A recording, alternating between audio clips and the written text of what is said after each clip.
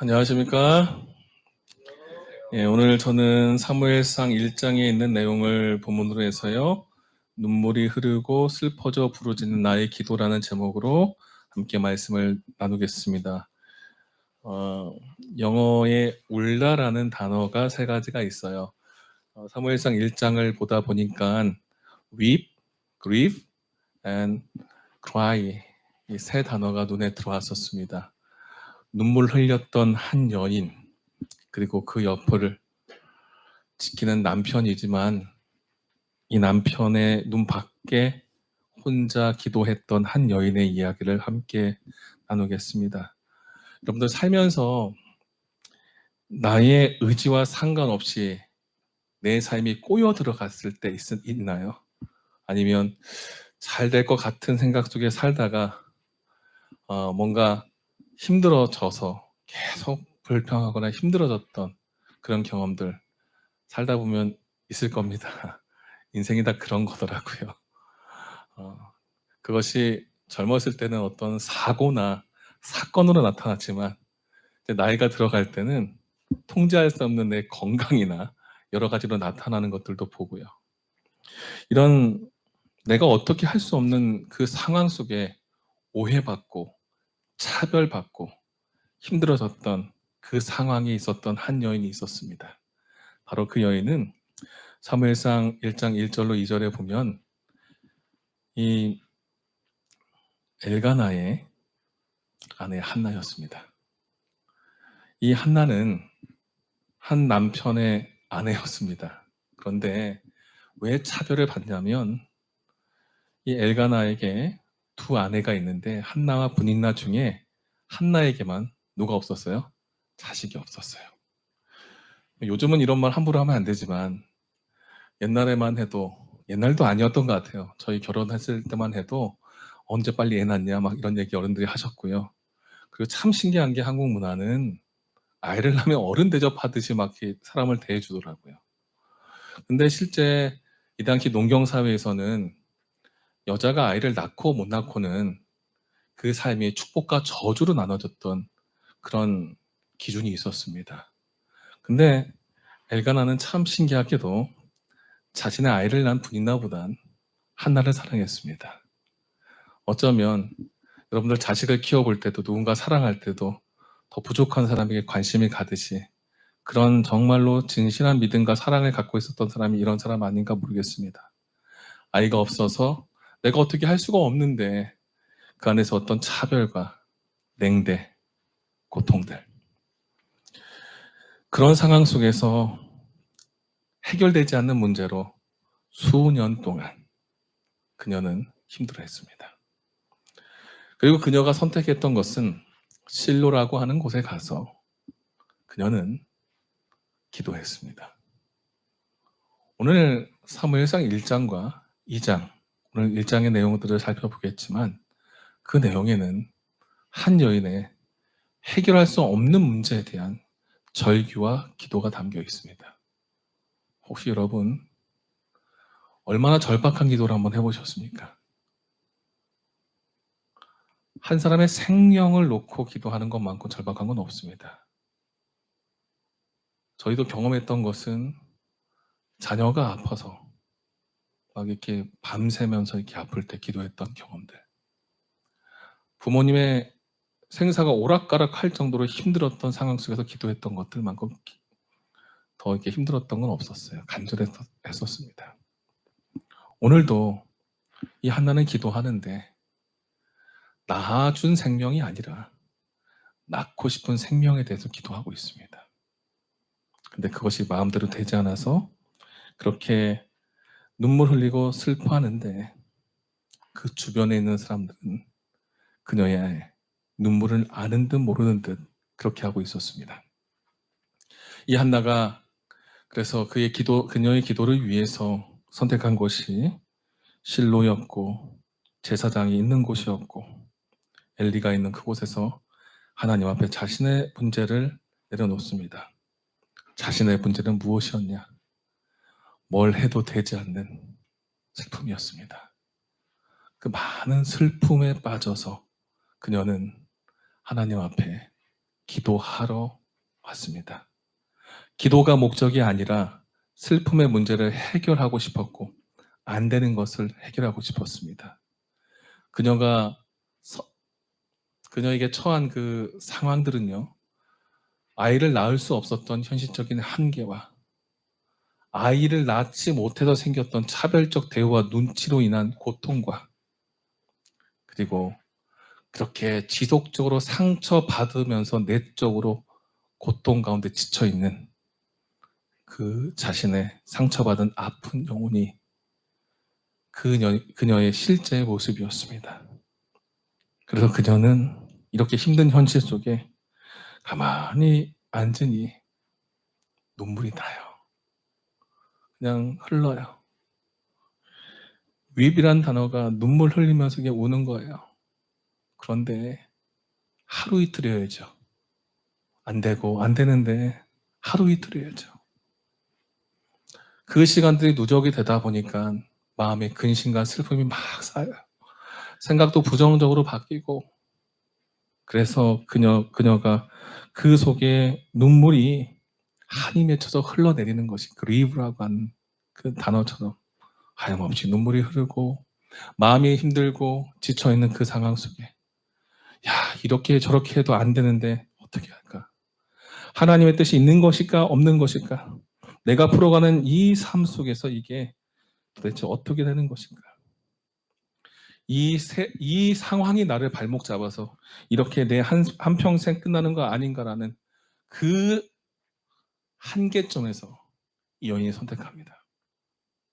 같이 울지만, 윗으로 울고 그립으로 울지만 그 순간 그녀가 하나님을 붙잡으며 내가 이 문제를 한번 하나님께 맡겨봐야 되겠다 생각하고 같이 오는 단어지만 cry라고 하는 단어로 울부짖고 부르짖고 삶의 대상, 내 현실의 대상이 내 자신과 현실 안에서의 안 풀리는 것이 아닌 이 현실을 넘어갈 수 있는 이것을 해결할 수 있는 절대자이고 창조주이시고 주권자이셨던 하나님께 맡기고 그분을 부르짖는 울음을 시작합니다.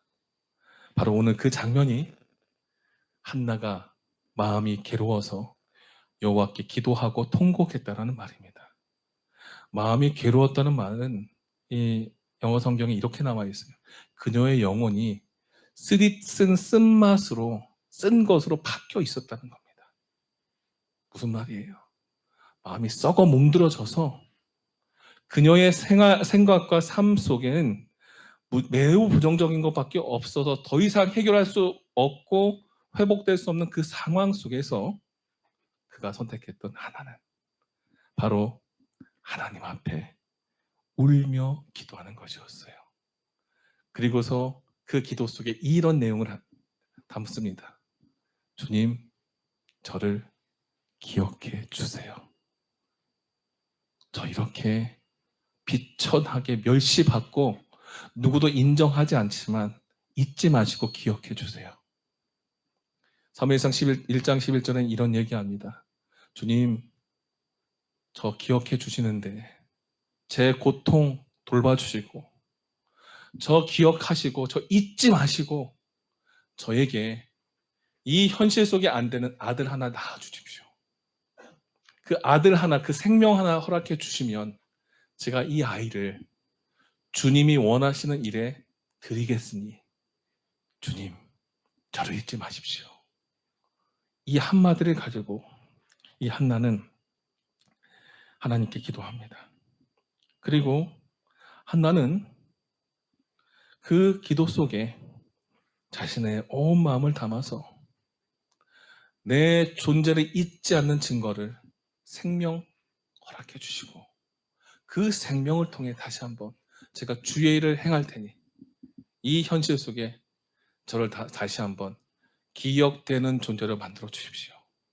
이렇게 기도하며 내 존재가 아이가 없어서 잊혀지고 무시되는 그 가운데 내가 살 수 있는 그 길은 생명을 다시 생명을 다시 생산하고 그 생명에 의해서 내 존재가 드러나도록 나를 잊지 말아 달라고 합니다.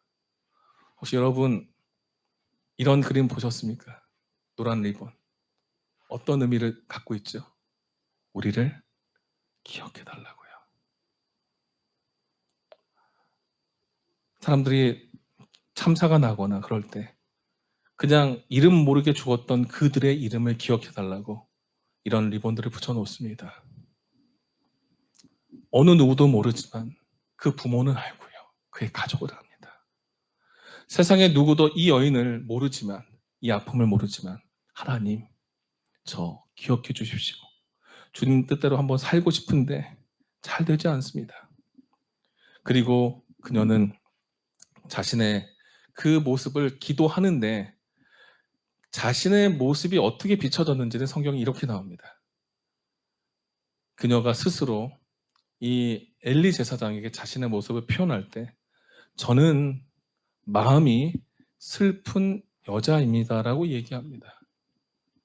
이게 마음이 슬픈 여자라고 되어 있지만 상당히 원한이 가득하고 근심이 가득해서 여기 오지 않으면 하나님께 내려놓지 못하면 지금이라도 생명 끊고 죽을 것 같이 기억되지 못하고 아무 살 존재 없는 그런 여자입니다. 이런 얘기를 제사장이 한 거예요. 뭐 때문에? 아이 하나 못 낳는데. 그 가정에서 자신의 모습이 이렇게 평가받고 그렇게 겉으로는 사람들 앞에 끊임없이 질타받는데 왜 이런 얘기를 하냐면 그렇게 기도하는 그 여인에게 제사장이 와서 했던 한마디가 있어요. 뭔지 아세요? 당신 술 먹었어요?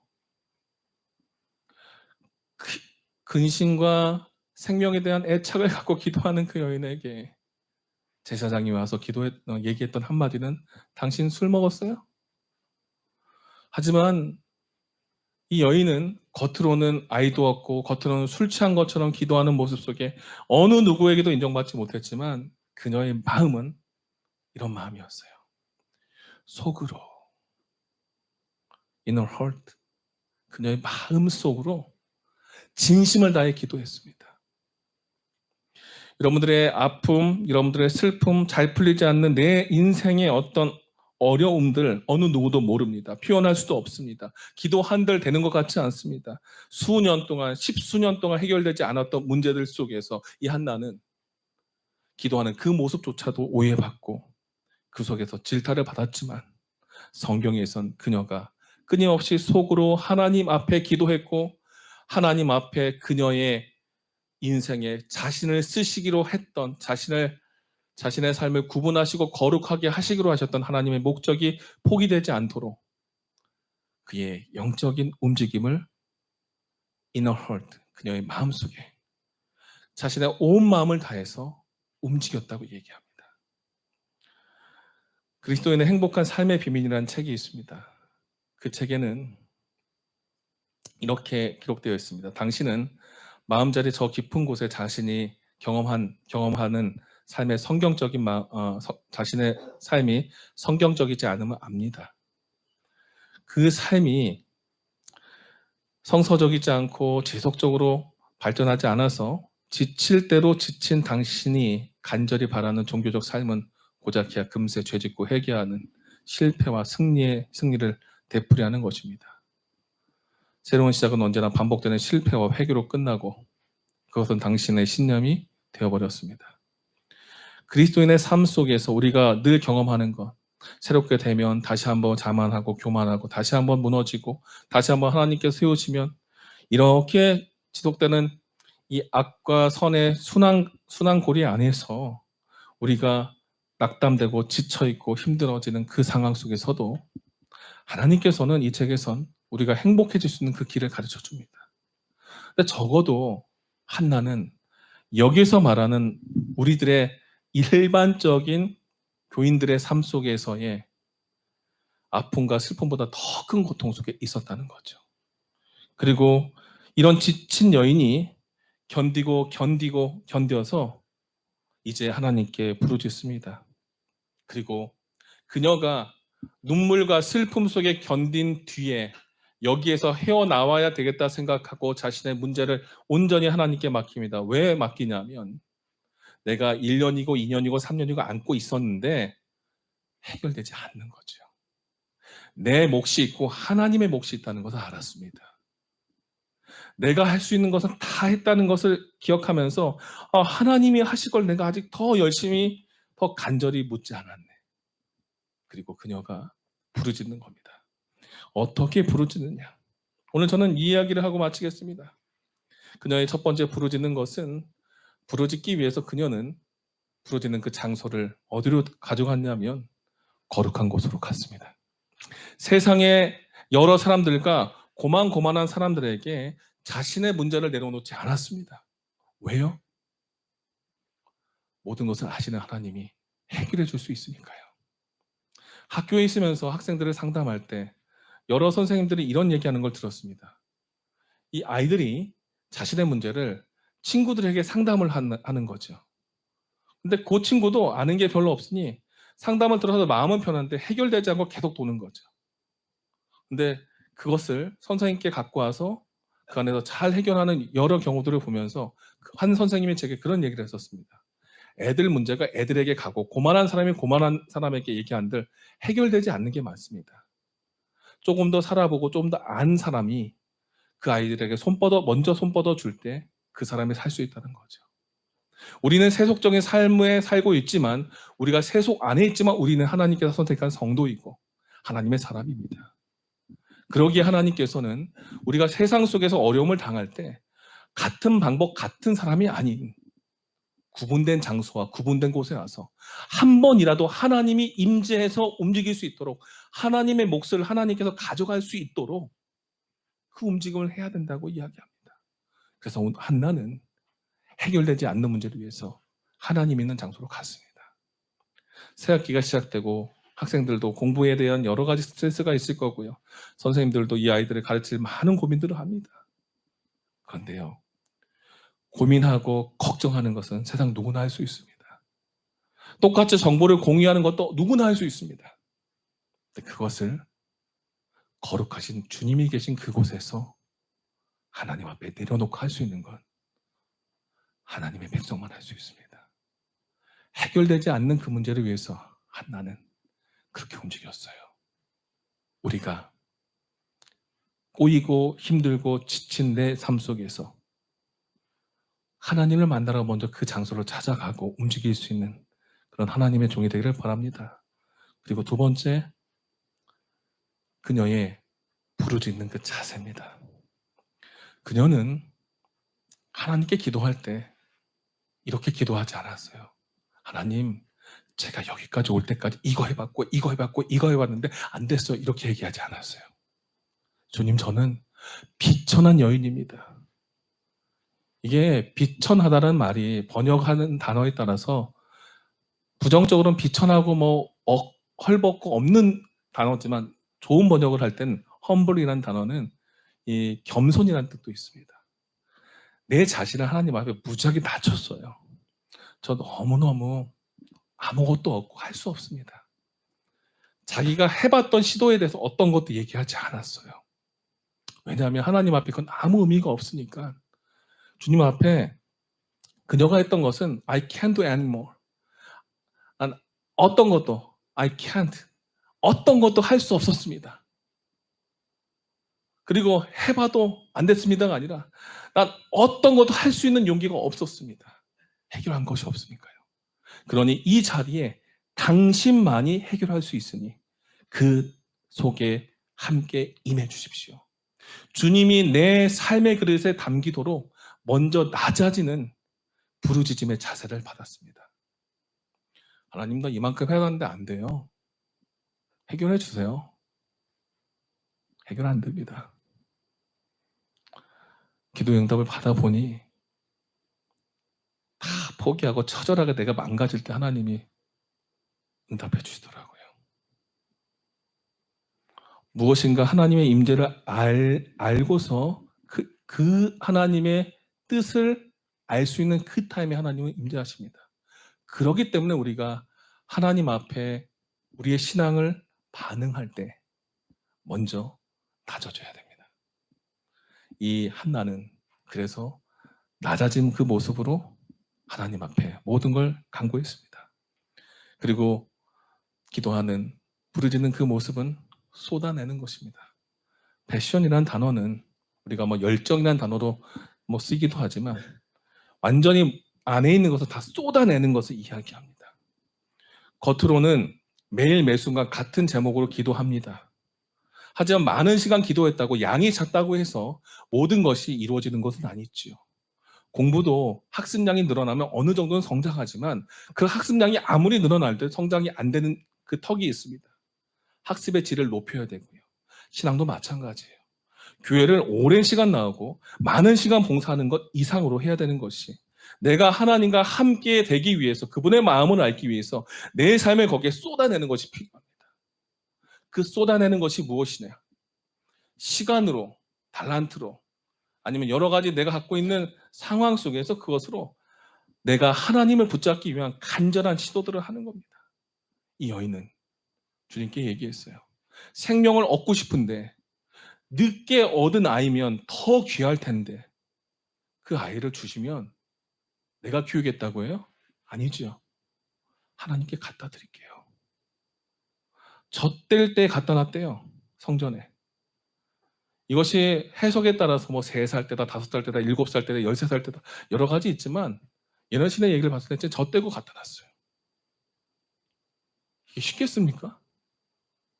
늦게 어렵게 얻었는데 그녀는 기도의 응답 속에 하나님의 일을 위해서 쓸 아이가 필요했는데 그 아이가 내 소유가 아닌 것을 생각하고 그 생명마저도 다 하나님 앞에 쏟아내는 그 열정으로 하나님 앞에 울부짖었습니다. 그렇기 때문에 그 패션 앞에 하나님께서 온전히 그 기도를 응답해 주신 거예요. 그리고 네 번째, 그녀의 부르짖음은 지속됐습니다. 한 번 한 것이 아닙니다.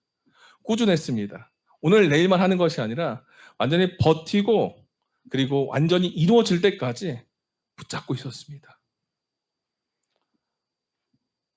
그리고 그녀의 응답은 하나님께서 그녀가 자신을 놓지 않고 있는 것을 확인할 때 하나님께서 허락해 주셨어요. 마치 야곱이 이스라엘로 이름이 바뀌었을 때 야복강에서 그 천사를 붙잡고 자신의 이 환도뼈를 끊어낼 때까지 놓지 않았던 그 집념과 버팀이, 그 인내가 응답을 만든 것처럼 그런 열정과 그런 지속성, 인내로 하나님 앞에 그 삶을 온전히 맡긴 것입니다.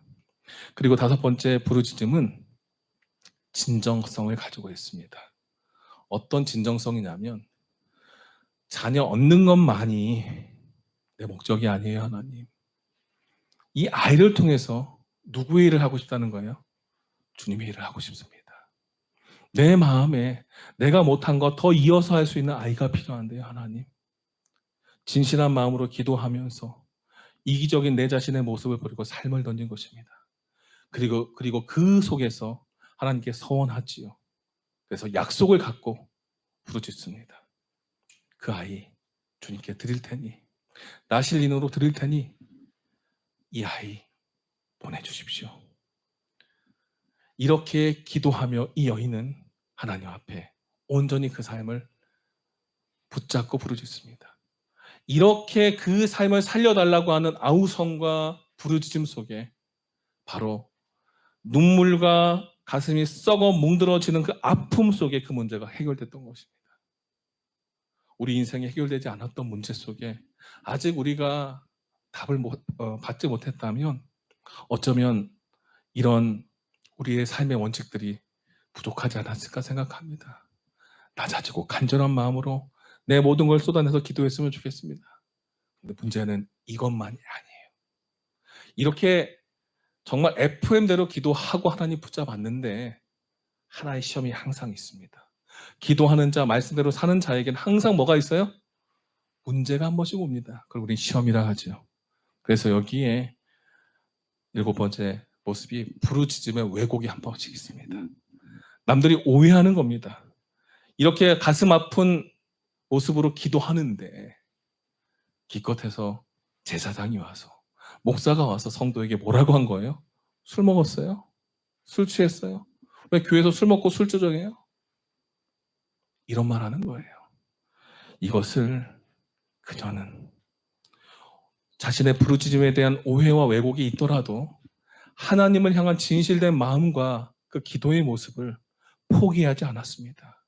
그리고 오히려 자신의 진심을 가지고 그 제사장에 자신의 문제를 오픈하고 하나님께 오픈한 그 모든 문제를 오픈하면서 정면 돌파하며 자신의 진실성을 알렸고 그 결과 그 오해받고 왜곡된 그 상황 속에서 그렇게 진실된 그 마음과 삶이 드러난 그녀에겐 이 부르짖음 후에 평안이 가득하고 응답이 있었습니다.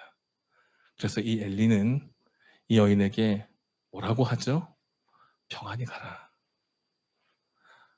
내가 오해했는데 이렇게 열심히 기도하는 당신을 오해했는데 하나님이 함께 하실 거고 하나님께서 응답하실 거고 지금까지 풀린 게 없고 힘들어서 삶에 찌들어서 아무것도 안 됐지만 지금 이 순간부터는 당신의 하나님을 붙잡는 열정과 생명을 간구하는 그 간절함 속에 하나님께서 100%를 응답할 수 있게 내가 당신의 삶을 축복할 테니 주님께서 영원히 함께 하실 거다. 그 말을 하고 그 한나는 그 장소를 떠납니다. 이것이 1장의 내용인데요. 문제는 왜 이런 일이 있었을까요? 저는 한나의 이 기도 속에 한나가 단순히 어려움을 이렇게 이겨냈다라는 것을 이야기만 하고 싶어서 얘기한 게 아닙니다. 한나가 이렇게 기도해서 얻은 아이가 누구였는지 아세요? 바로 사무엘입니다. 어느 누구도 그녀의 가슴 아팠던 이야기를 듣지 못했습니다. 그녀도 세상에 그 얘기 할 수도 없었습니다. 그래서 자신의 그 얘기를 유일하게 소통할 수 있었던 코드 하나는 하나님과 소통하는 것이었어요. 어미로부터 받았던 하나님과의 소통의 은혜로 낳았던 그 아이는 사무엘상 10장 3장 10절로 11절에 보시면 세상에 누구도 하나님의 소리를 들을 수 없었을 때 그 어미가 하나님의 음성을 듣고 낳았던 그 아이의 생명은 세상에 어느 누구도 하나님의 말씀을 듣지 못하지만 그 아이 혼자 제사장도 듣지 못하는 그 말씀을 듣습니다. 사무엘아 사무엘아 불렀던 하나님의 음성을 이 아이는 듣고 말씀하옵소서 주의 종이 듣겠나이다. 그리고 여호와께서 누구에게 말씀하세요? 사무엘에게 말씀하시면서 앞으로 일어날 이스라엘 민족들 지도자들의 문제에 대한 것을 앞으로 일어날 예언들을 다 이야기하십니다. 그리고 지도자를 심판하시고 이 아이를 주님께서 지도자로 세우면서